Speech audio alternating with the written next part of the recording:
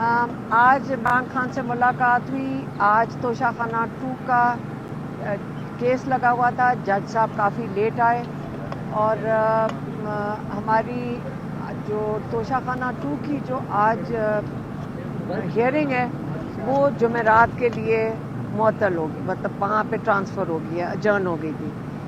تو عمران خان نے آج ظاہر ہے کہ ان کو سزا ہوئی ہے 14 سال کی اور بشرا بی بی کو 7 سال کی.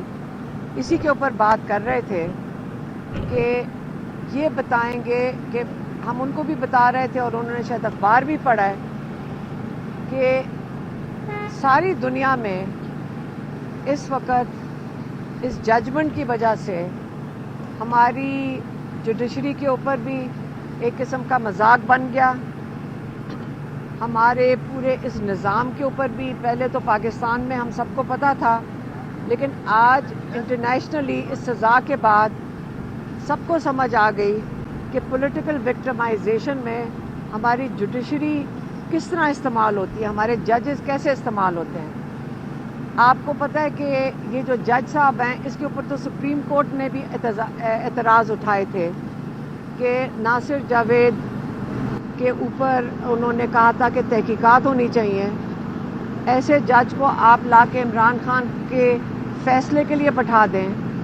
اسی قسم کے ججز آپ بٹھا رہے ہیں، جج ہائی کورٹ اور ان میں بھرنے کی کوشش کر رہے ہیں جو کہ چوری اور ڈاکہ اور کیا کہتے ہیں مینڈیٹ چوری، اس کو یہ تحفظ دیں گے.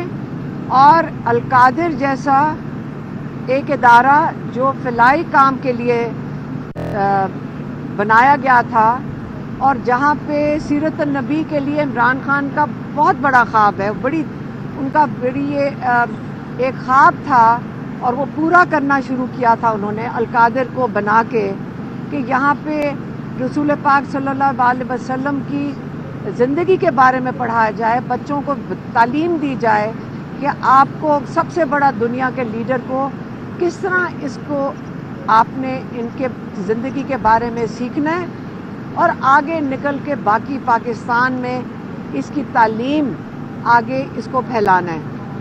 اس کو آپ نے کہہ دیا کہ یہ حکومت کی تحویل میں لے لیں القادر کو.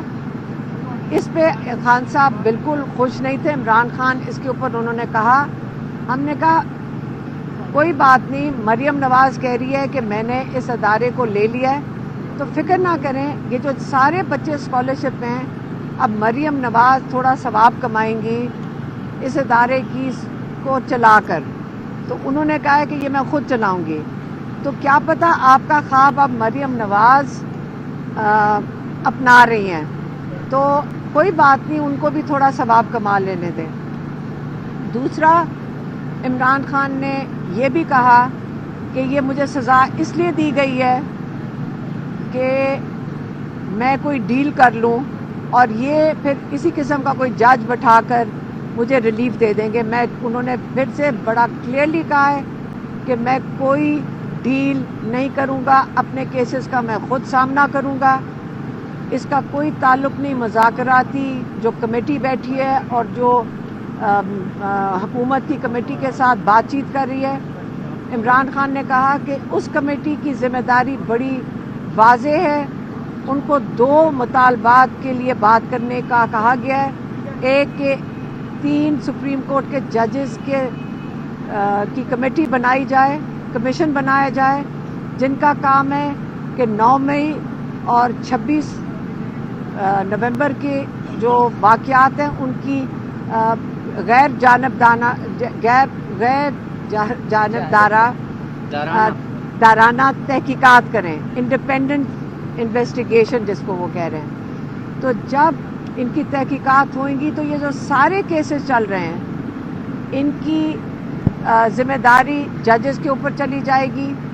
اور دوسرا جو ان کا مطالبہ ہے کہ جو آپ نے سارے قید میں بے گناہ لوگوں کو رکھا ہوا ہے، جن کے اوپر ٹارچر ہوئے ہیں، جن کے اوپر ظلم ہو رہا ہے، آپ ان کو رہا کریں.